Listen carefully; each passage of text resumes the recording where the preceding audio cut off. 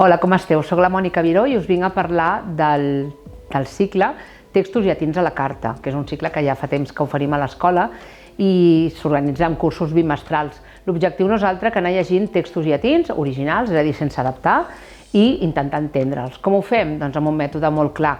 Intentem aplicar una metodologia de l'anàlisi sintàctica i de la traducció, no tant per estudiar el llatí des d'un punt de vista teòric, sinó per agafar una pràctica instrumental que ens permeti entendre textos de dificultat mitjana i poder veure, per tant, a què es refereixen. No fem només una anàlisi del text, sinó que intentem adequar, entendre el text en el context i, per tant, veure de què ens parla en aquell text en un sentit més ampli: cultura, societat, política, història, mitologia, religió, costums de la vida privada i pública.